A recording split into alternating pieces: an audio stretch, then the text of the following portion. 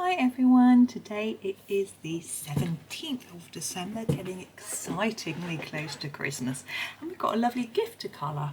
So I've been having a look at the colours on the page, and I think we're going to do this one blue just because it will balance out the colours that we've got going on. I am going to colour this first though. We did speak about this in the last video and I said I would do it now, so I'm just going to pick a colour for that. What should we do? Looking at the other greens we've got nearby, I think we'll do something a little bit different to what we've been doing. So we have got sort of bluey green there and there. That's the sort of minty green. And then we've got a browny green or olive green there. So I've grabbed something completely different, which is the leaf green. And very simply, just going to colour that. I think it also works nicely with this red on this house as well. So there's that. It's really simple. Nothing, no shading, just simple. I'll put our gift into the middle and have a look at our blues. I'm going to try and grab some blues that we haven't used before on this page, just to add some variety, which is always nice. That one's teeny tiny, so I'm going to avoid it. I could do the middle Phthalo Blue. Oh, there we go. Hopefully you can see that. I'm going to use for the wrapping paper. Now I'm going to just do a layer of it all over to start with. I realise there's this starry pattern on the paper, and I am going to do that, go over that with a pen. Now I tend to, at the moment I've only got Posca pens that I can use for this, or glitter pens, or metallic pens. Now because we've done no glitter or metallic on this page, I'm not going to start adding that now. You obviously can, especially if you've already done some on the page, but I feel like it's nice to be consistent and not just have one little bit with some glitter and nothing else, so I'm not going to do that. I am getting some gel pens for Christmas, so Father Christmas tells me. And they are the Castell ones. I think there's quite a few glitter ones in there in different colours.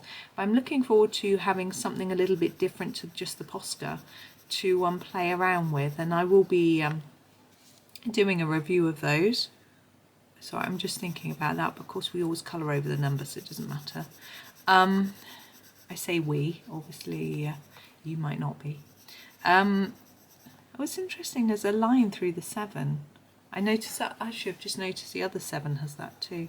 I think that's how you write them in Germany, isn't it? Maybe other countries do too, I don't know. In the UK we don't tend to put a line through, but it is quite a good way to distinguish it from a 1. I'm just going back over because I want a really solid colour, and I haven't achieved that on my first layer. This thing with Polychromos is you do have to layer them up a little bit to get a solid colour. They aren't as vibrant on the first layer as some other brands. The advantage in that is that you can add different colours to your layers and get mix them up and get different effects, which is nice. I'm going to leave that there, and I want to just make it slightly darker around the edge. We did that with this one back on day 4, and I think it looks slightly squashy, like it's not just a flat square, and I'm hoping we might be able to achieve that with this one as well. I'm going to grab a slightly darker blue. This is just called Phthalo Blue. So the last one was middle Phthalo Blue, so it's only very slightly darker, and we're going to go around this edge with it and then just slightly fade it in a little bit and see if it makes any difference. I'm not sure whether it make a huge difference really, but I think it's worth a go. It's a bit of fun as well. You know, sometimes when we're doing these pictures it can be in a bit of a hurry, but other times it's nice, just take your time, have fun with it. I'm not sure that's making a big enough difference for my liking, so I'm having a look for a darker blue. Yeah, I think this one. I don't want anything too turquoisey, although this one's called Helioblue-Reddish. Sorry, you can't see that. It's escaping. There we go. Maybe you can see that.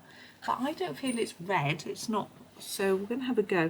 I don't want it too much, so I'm going to just do a really gentle scumball along the edge and see what it looks like. No, I can't even see that. Let's go a bit harder. I think because we've really layered down the bottom colour, it means it takes a little bit more to penetrate. Now I'm trying to think whether we want to go along the edge of the ribbon with something too, to make it look like it's casting a little bit of a shadow on our gift wrap.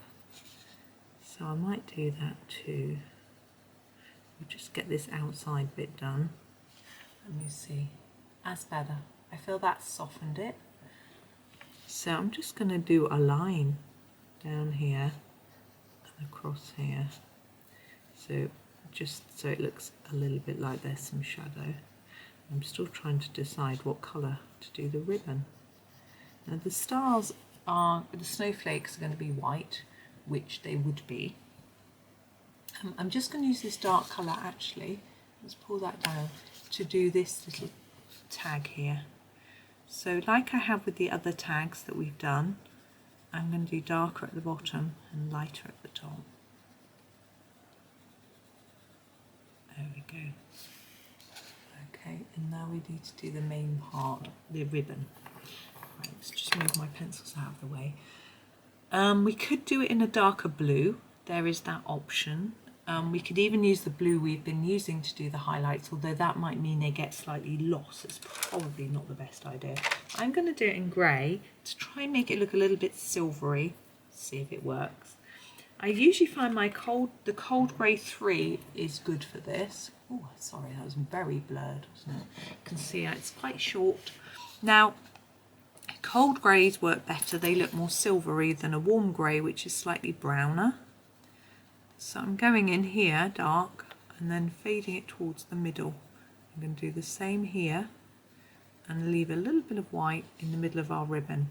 I may need to go in with a slightly darker grey on those edges, but we'll see how it looks when we've completed the whole ribbon. I don't want to leave a huge area of white, but enough to try and make it look like it's shiny. Let me see, I'm just having a look on the camera. I think that's okay. I'm not going to add any more to that. I'm quite happy. If you want to emphasize it more, you can do more darker colour on each end, but I'm happy.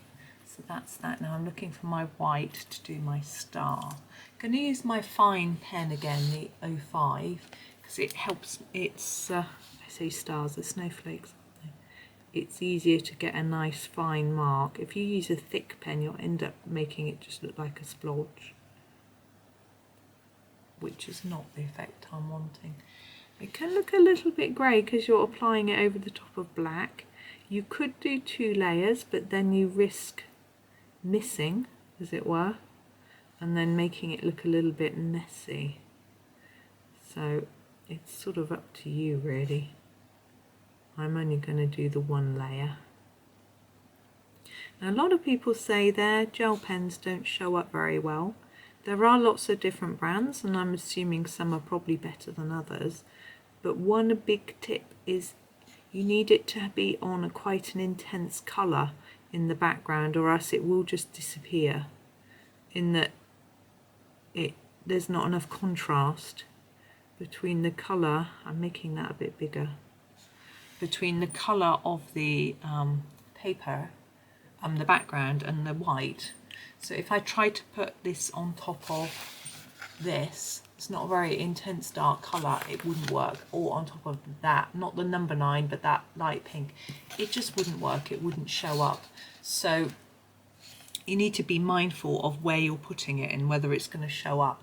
If you're not sure, get your colour, let's say it's this grey, scribble it on a scrap piece of paper, put your white on top and see if it shows up. I bet you it wouldn't, but you know, that's from experience. But it's worth just playing a little bit with it, and then if it doesn't show up, use a darker colour so that it does, or use a different colour gel pen on the top. So you don't have to do this as snow. If your background is light and you want it light, do it in dark blue instead, so that it shows up like that. So there's an idea for you. Anyway, I'm going to get off. I hope you enjoyed the video, and thank you so much for watching, and happy colouring.